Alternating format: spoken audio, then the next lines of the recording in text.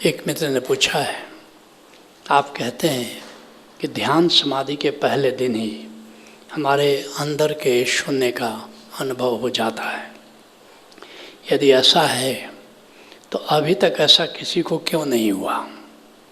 बहुत ज़्यादा ही शंका हो रही, कृपया मार्गदर्शन करें।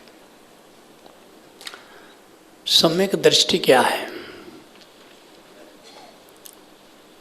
पूछता है आनंद बुद्ध से। बुद्ध कहते हैं असम्यक दृष्टि पहले समझ लो आनंद। असम्यक दृष्टि क्या है? न परेशम विलोमानि, दूसरे में दोष मत देखो।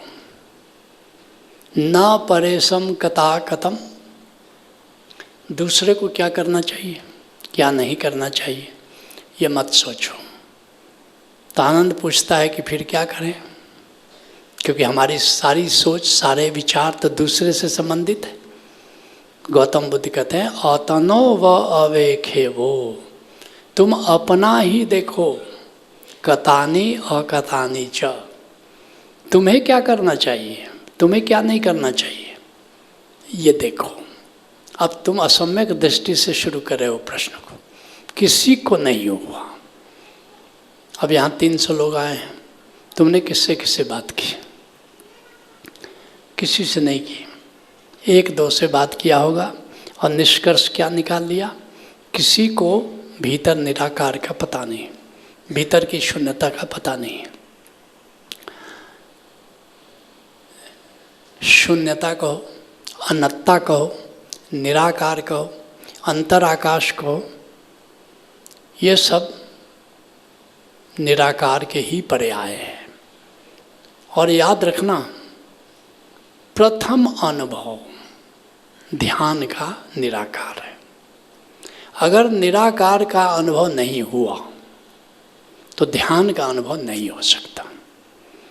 और दुर्भाग्य से ध्यान के नाम पर बहुत सारी चीज़ें प्रचलित हैं, पूरे विश्व में प्रचलित है, लेकिन उन्हें ध्यान का कोई पता नहीं। अब माइंडफुलनेस को ध्यान कह करके प्रचारित किया जा रहा है, यहाँ ध्यान दो। ध्यान के 2 अर्थ है, एक तो है अटेंशन, किसी पर ध्यान देना, और एक है ध्यान निराकार के प्रति जागना। दोनों का अलग अलग अर्थ, जैसे एक शब्द के कई अर्थ होते हैं। जैसे कनक, अब गेहूँ भी उसका अर्थ है, सोना भी उसका अर्थ है, धतूरा भी उसका अर्थ है।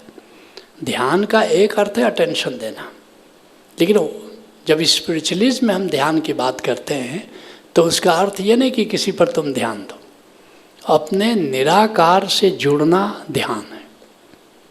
तो बहुत पूरे विश्व में करीब करीब 90% माइंडफुलनेस को ध्यान कह करके प्रचारित किया जा रहा है। मोमबत्ती की लौ पर ध्यान दो, गुरु की तस्वीर पर ध्यान दो, चांद पर त्राटक कर लो, सूरज पर त्राटक कर लो, इसका ध्यान से कोई लेना देना नहीं है, मगर 90% तो यही प्रचारित हो रहा है। अब कुछ जगह मैंने देखा कि हिप्नोसिस को ध्यान कह करके प्रचारित किया जा रहा है। हिप्नोसिस में सब कॉन्शस से जुड़ने का नाम हिप्नोसिस है। सब कॉन्शस से जुड़ने के लिए क्या करते हैं? अपने सीधे कुएं में भीतर उतरते हैं तो सब कॉन्शस जुड़ जाते हैं। ध्यान के लिए कहाँ जाना पड़ता है? जैसे मान लो हृदय चक्र से, अनाहत चक्र से जुड़ते हो नीचे तो सब कॉन्शस से जुड़ते हो, अवचेतन से जुड़ते हो। लेकिन ध्यान से जुड़ने के लिए आज्ञा चक्र पर जाना पड़ेगा, और आज्ञा चक्र पर जाओगे तो उल्टा कुआं से, उल्टा कुआं गगन में जिसमें जरे चिराग, पलटू साहब कहते हैं। तो ऊपर की ओर जब चेतना जाती है, ऊर्जा जाती है, तो ध्यान से जुड़ते हो। इसलिए हिप्नोसिस में क्या करते हैं? गर्दन को थोड़ा झुका लेते हैं, विशुद्ध चक्र पर ऊर्जा ब्लॉक हो जाती है, तुम नीचे की ओर जाते हो। वहाँ हिप्नोसिस के माध्यम से सब कॉन्शियस में पूर्व जन्मों की सारी रील चलती रहती है, सिनेमा हॉल है, सब देखते रहते हो। लेकिन जब ध्यान में जाना है तो ऊपर की ओर ऊर्जा जाती है, इसलिए गर्दन सीधी रखनी पड़ती है, और फिर वहाँ अंतराकाश दिखाई पड़ता है, तो उससे वहाँ पर जुड़ना होता है।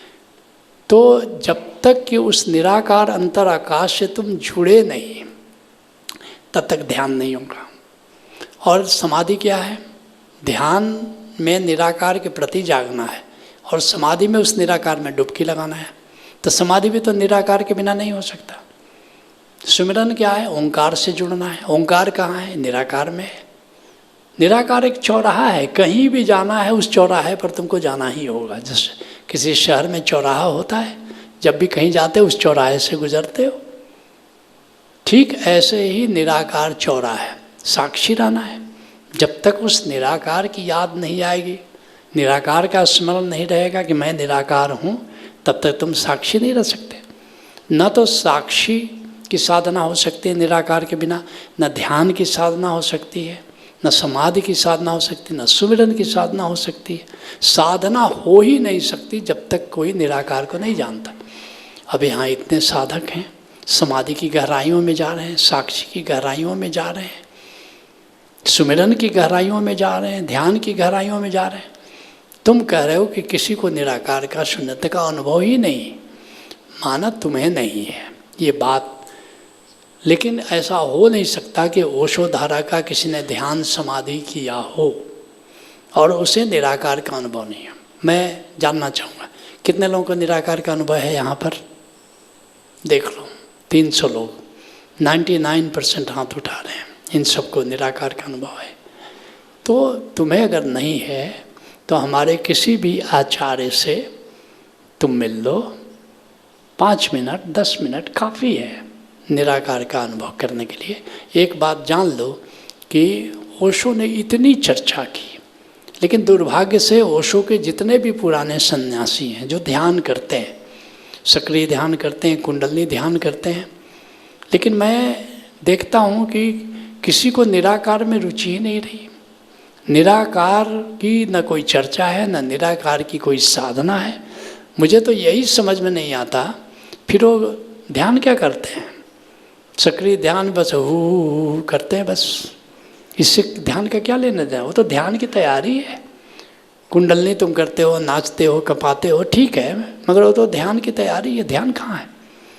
जहाँ ध्यान करना है वहाँ बस चुपचाप बैठ जाते हो और निराकार को देखते नहीं हैं। बड़े मज़े की बात है, आज सूफी बाबा का उर्स है, 5वां उर्स है, कलंदर दिवस है। तुम सबको मैं मुबारकबाद भी देता हूँ। तो मैं सूफी बाबा के पास जाता था। शुरू में 2-3 विजिट के बाद मैं आंख बंद करके बैठ गया। पहले विजिट में सूफी बाबा ने टॉलरेट किया, कुछ नहीं कहा। दूसरे विजिट में नहीं कहा। तीसरे विजिट में कहा कि सुनो जी, जब तुम मेरे पास आते हो तो आंख बंद करके क्यों बैठ जाते हो? भीतर कुछ दिखता है? मैंने कहा नहीं बाबा, नहीं दिखता है। भीतर कुछ सुनाई देता है? मैंने कहा नहीं बाबा, नहीं सुनाई देता। फिर मैं बोल रहा हूँ तो फिर मुझे देखो, फिर मुझे सुनो। ये जितने ओशो के सन्यासी आते हैं बस आंख बंद करके बैठ जाते हैं जैसे बड़े ध्यानी ज्ञानी है। दिखता कुछ नहीं है, सुनाई कुछ नहीं पड़ता है। जब तक निराकार का बोध नहीं होगा, जब तक ओंकार का बोध नहीं होगा, याद रखना कोई साधना नहीं हो सकती। तुम फुटबॉल के खिलाड़ी नहीं हो। जैसे कोई फुटबॉल के मैदान में जब उतरेगा वो खिलाड़ी होगा, कोई लाइन्समैन का काम कर रहा है वो थोड़े खिलाड़ी है। जब तक निराकार का बोध नहीं है, ऐसे ही तुम अध्यात्म के खिलाड़ी नहीं हो। तुम अपने को लाइन्समैन समझ सकते हो ज़्यादा से ज़्यादा।